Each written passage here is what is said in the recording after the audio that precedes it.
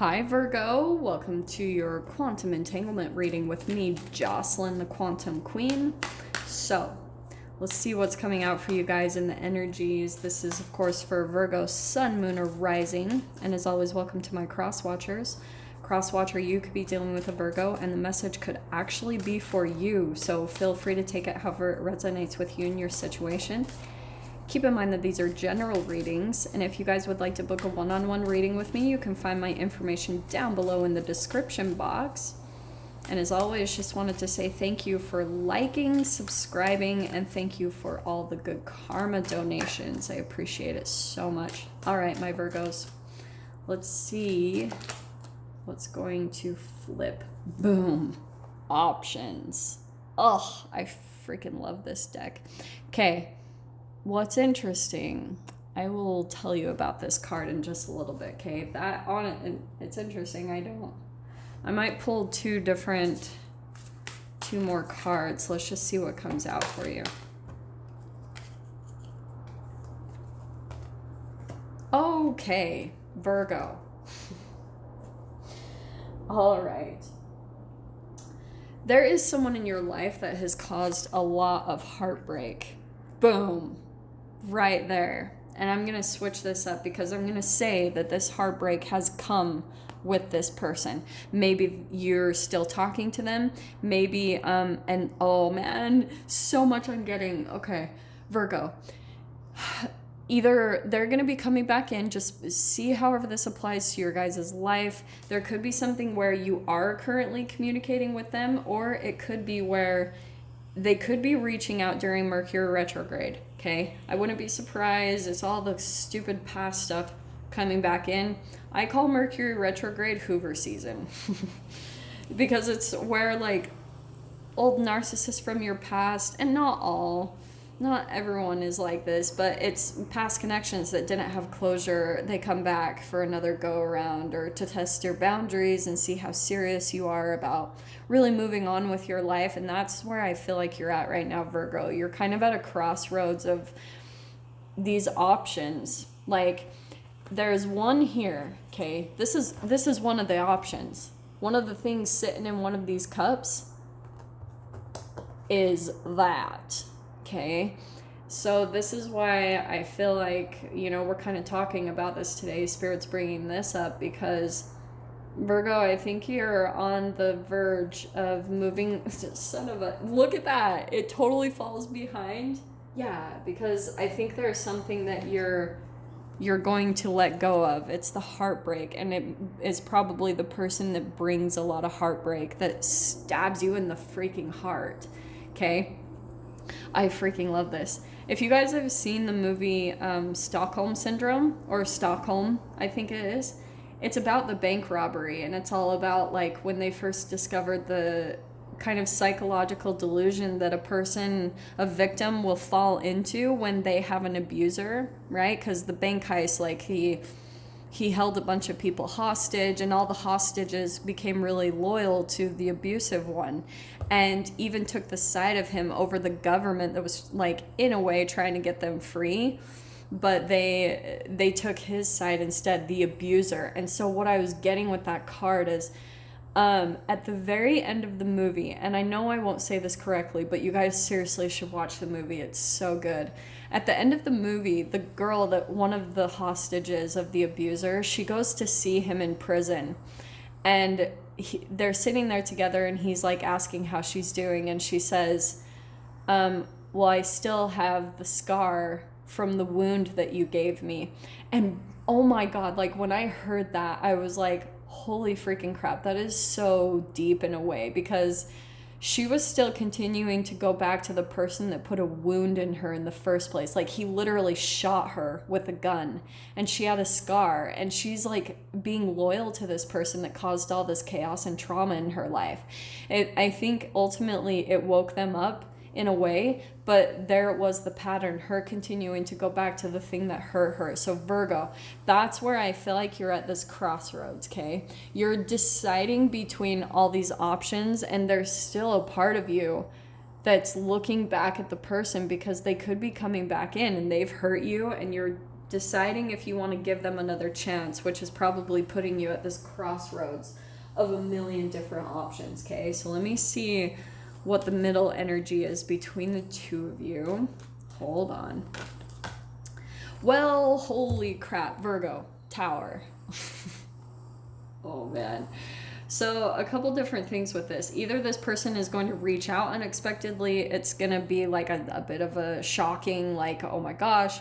The other thing that you might actually be deciding to do is to end things. You know, the Tower moment is, it's a breakup, it's an ending of things. It's that moment when reality kind of slows down because you've finally you broke up with someone, and you know how you can feel the energy, like they're trying to process it. God, like, this is why energy is so real. Like, when you pull into those conversations, when you're actually communicating truth, there's no illusions, there's no like hiding behind words and saying things subtly. It's very clear communication.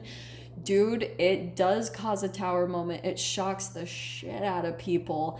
That's what I feel like you could be going through with someone specific in your life. You're saying something that shocks someone, and it could be about a decision of you moving forward, deciding to stay away from this person or this thing that causes you pain. Like, they are the cause of your wound. They're causing you to leak your energy or to bleed out in the very first place. I know it's very graphic, but the Three of Swords, that is not a little like calm energy, you know? It's a little bit intense. So let me see what comes out here, Virgo. I think that you're gonna seriously say something about a choice that you're making because you're coming to this realization of someone in your life that you're like, you hurt me too much, you know? And so you're practicing all this self-love by deciding not to allow them to come in and create any more Tower moments in your life. You're coming to this place where you're like, no, I don't care what's going on here.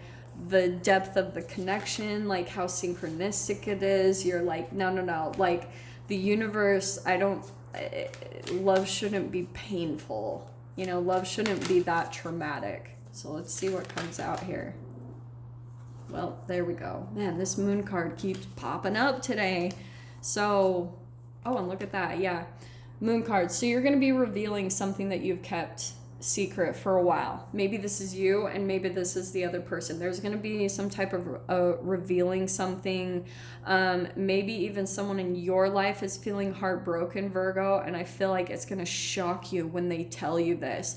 And so it might even throw you into a bit of a mind maze, because you're now being presented with this person's feelings, and it's a little bit weighing on you, because maybe for a long time you were like, oh my gosh, they didn't reveal that, and now they're coming in to actually reveal their emotions and how they're truly feeling. It's going to shock you. And then Two of Wands, I feel like you're going to be placed again with these decisions, but here you are making a choice. Okay, so let me see what this choice kind of looks like. Here's what I'm going to tell you always about the Seven of Cups.